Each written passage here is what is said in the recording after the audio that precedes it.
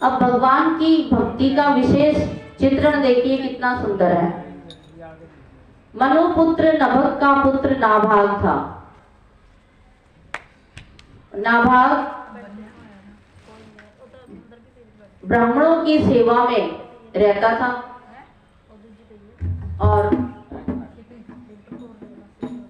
नाभाग के जो पुत्र था, नाभाग कहीं गया हुआ था पहले।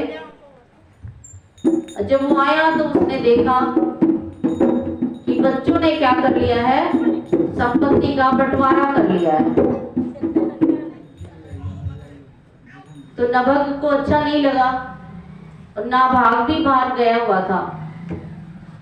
नभग राजा का पुत्र नाभाग, ध्यान से सुनना इस कथा को।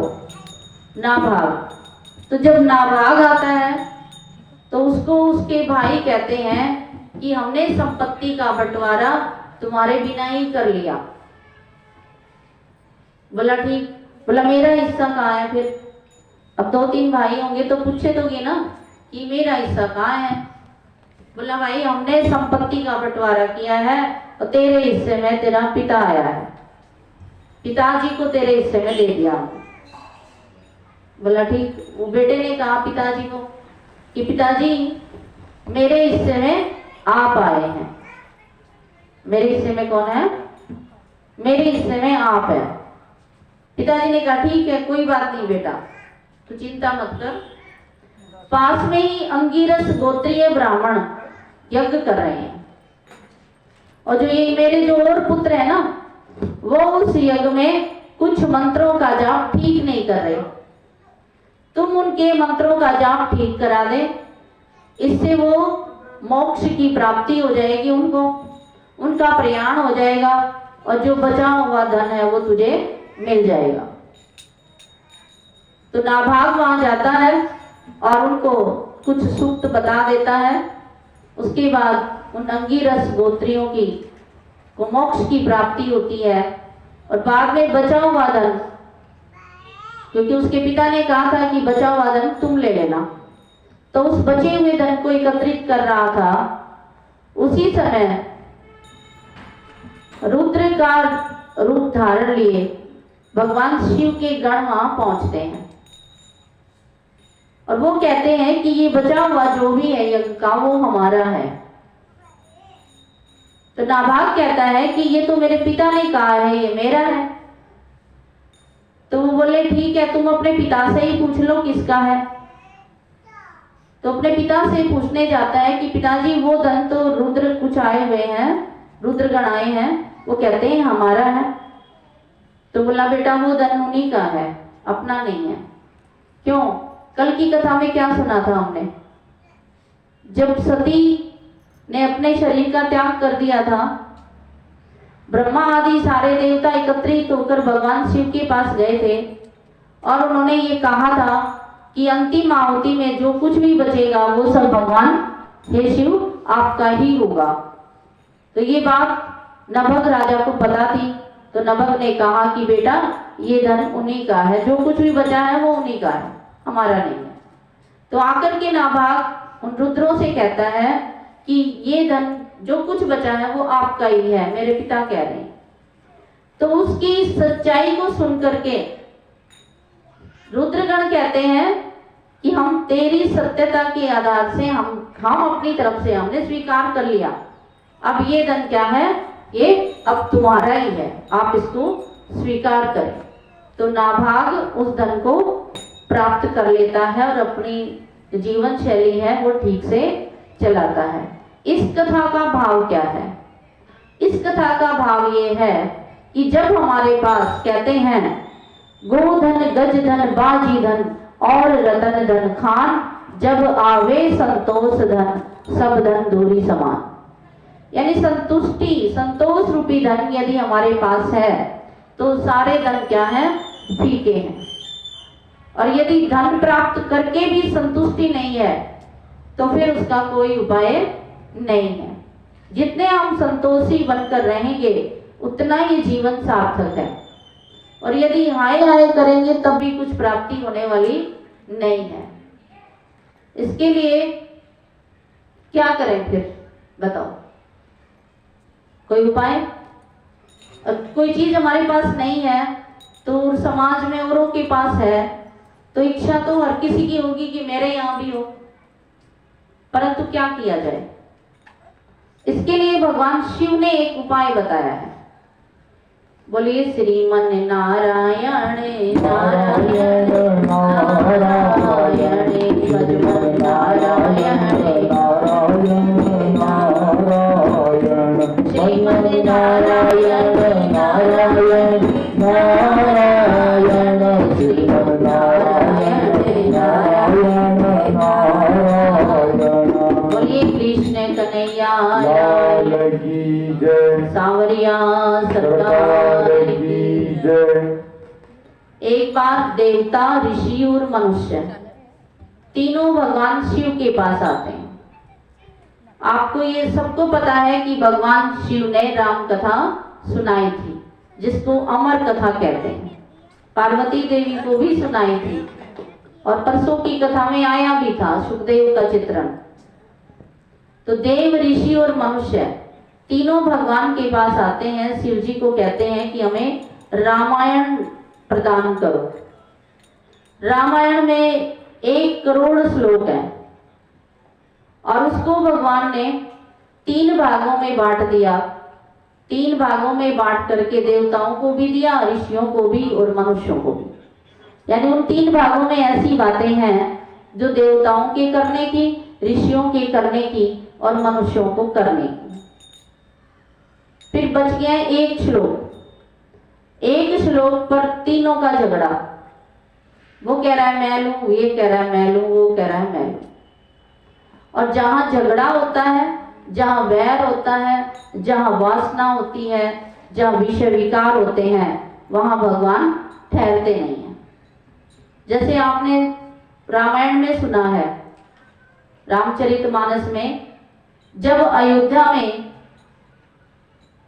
झगड़ा शुरू हो गया मंथरा और कैकेयी के द्वारा, तो भगवान रुके वहां? अयोध्या में रुके क्या? नहीं, बहाना कुछ भी रहा, भगवान ने अयोध्या को छोड़ दिया था। तो अयोध्या वहां है जहां किसी प्रकार का वैमनस्य नहीं है, दुर्भावनाएं नहीं है।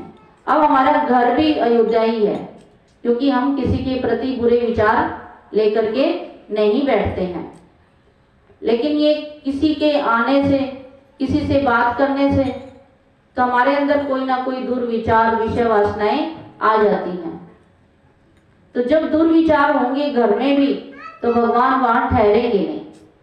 देखिए, आप कितना भी राम का नाम लें, मन में कुछ ऐसी वैसी बातें चल रही हो तो भगवान का नाम भी मुंह से नहीं निकलता। मुंह से क्या, मन से भी नहीं निकलता। फिर भगवान वहीं होंगे जहां एकता हो, मित्रता हो, संतुष्टि हो। तो कैकेयी के मन में जैसे ही विषमता की भावना आई, भगवान ने अयोध्या का कोई भी बहाना बना त्याग कर दिया। भगवान शिव की सभा में भी बैल, शेर, चूहा, सर्प, गरुड़, मोर, ये सब क्या रहते हैं?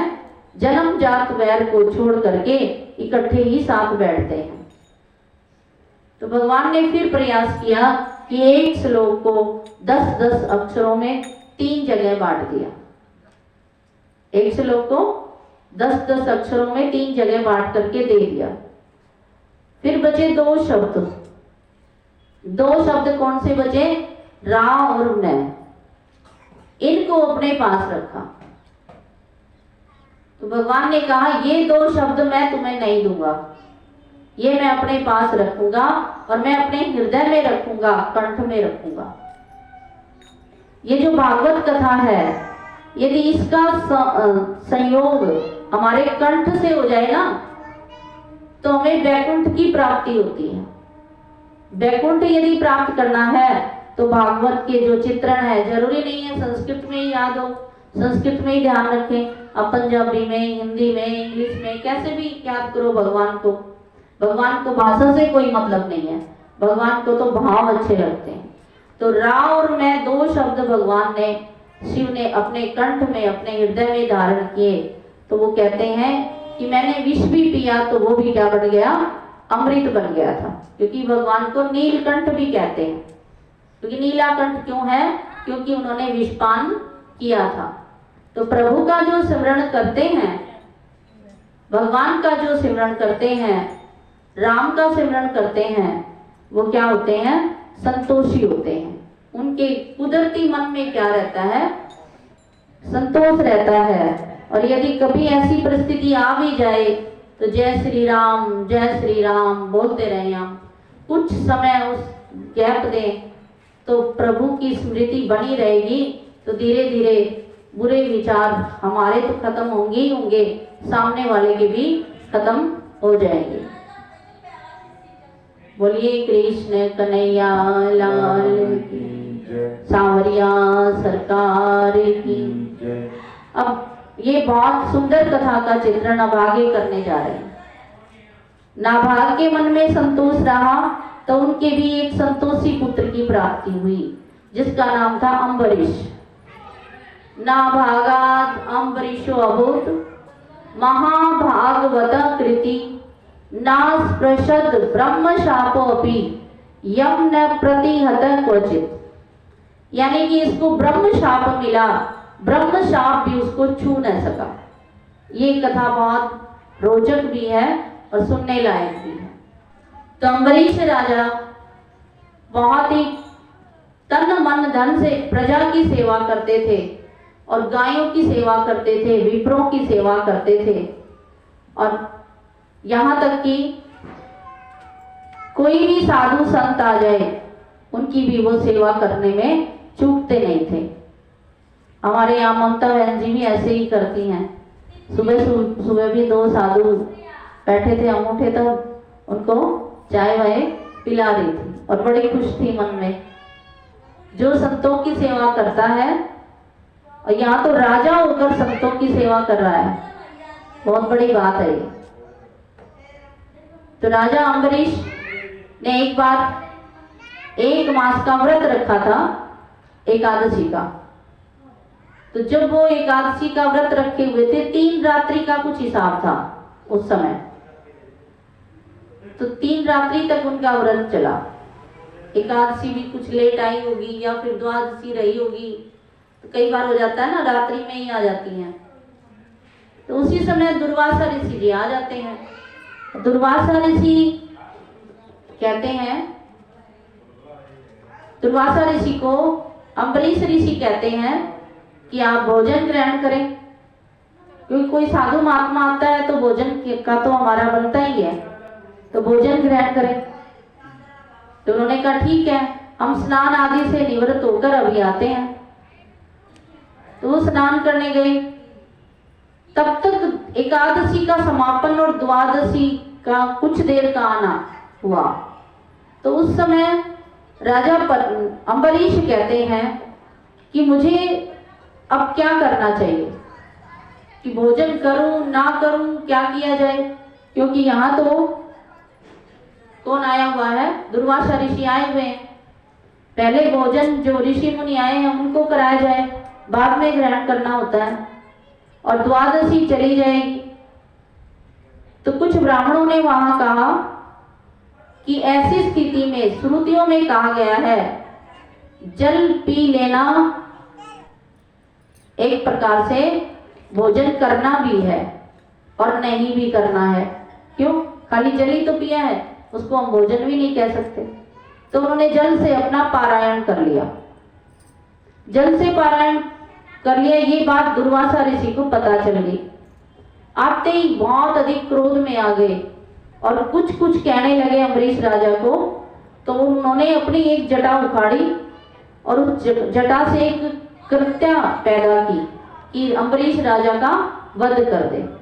परंतु भगवान विष्णु ने अपना चक्र पहले ही निर्धारित कर रखा था।